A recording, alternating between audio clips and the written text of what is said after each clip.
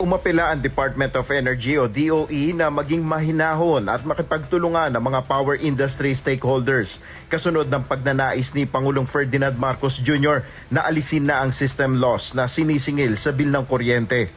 Sa pahayag ni DOE Secretary Sharon Garin na binasa ni Palace Press Officer Undersecretary Claire Castro kahapon, patuloy ang konsultasyon at pag-aaral sa naturang usapin na binanggit ni Pangulong Marcos sa kanyang nakaraang State of the Nation address.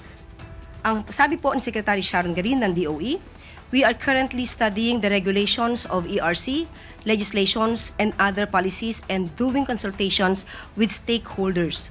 The objective is to lower electricity rates, and I ask for patience and cooperation of all stakeholders while we craft the policies. Hiniling ni Manila Electric Company o Meralco Chairman at CEO Manuel V. Pangilinan na linawin kung sino ang sasagot sa gastos ng system loss charges sakaling alisin ang mga ito sa mga bayarin sa kuryente ng mga consumer.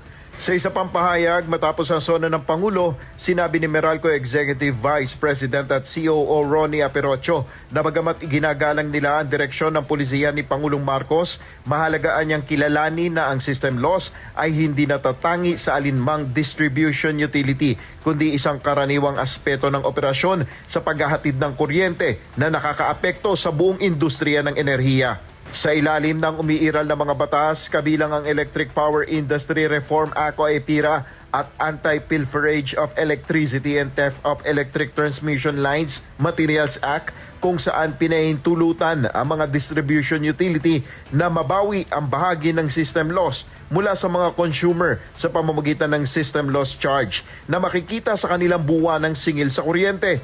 Ayon sa Meralco, aktibo silang makikilahok sa mga talakayan habang dinidinig ang mga panukalang amyenda sa EPIRA. Ilang electric cooperatives naman ang naghayag sa gobyerno na dapat magpatupad rin ng tax exemption mechanism sa kanila. Ayon sa palasyo, maganda rin na madinig ang kanilang mga hinaing dahil hindi naman nais-anya ng gobyerno na mabigatan ng husto ang mga stakeholder.